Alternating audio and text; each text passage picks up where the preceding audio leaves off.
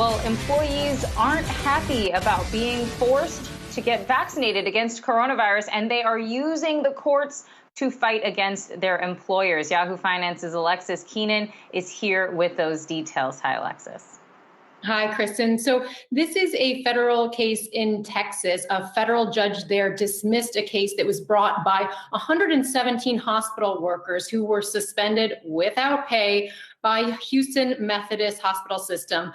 That was over their refusal to comply with a vaccine requirement. The employer said you can't come to work unless you're vaccinated by a certain date. Now, these workers said that they really shouldn't be forced to choose between being injected with a novel drug and their job. They said that without full FDA approval, it's really too soon, they said, to mandate that employees get the vaccine. Now, this is important because this case is really the first time that some of the theories that plaintiffs across the country have been putting forward in lawsuits that have been filed, it's really tested for the first time this employer idea that they can mandate vaccination. So one theory of the plaintiffs in particular of interest is it involves a law that requires the U.S. Secretary of Health to allow Americans to have the option between either refusing or accepting any medical product that is limited to emergency use authorization. And of course, that's exactly where the vaccines stand right now under that EUA approval.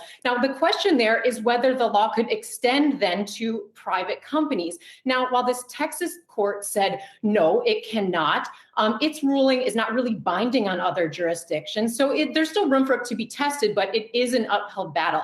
It could influence the outcome of these other cases. There are similar cases pending in California, North Carolina, and New Mexico. Now, I want to show you something to keep in mind, that it's really the state legislature that's going to control things here, not necessarily the courts, no matter how many cases are filed.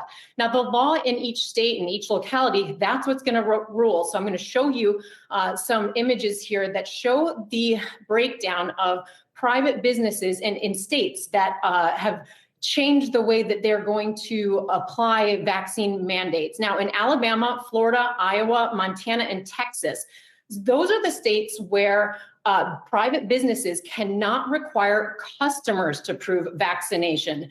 Then we drop down to Montana. Now, that's really a special state. It's the only one in the country where private businesses cannot require either customers or employees to prove vaccination. Now, really the way that works is that workers cannot be forced to reveal their status in order to access certain buildings or premises. So if they can't go to work, if they can't go onto those premises, of course, then that prohibition would stand. Now, another one that's very interesting and has passed a law, it regards universities, and that's Utah. Utah is the only state in the country where universities are banned from either requiring vaccination or proof of vaccination. So the landscape is really changing here, and there's a lot of courts still to test some of these theories that plaintiffs are putting forward.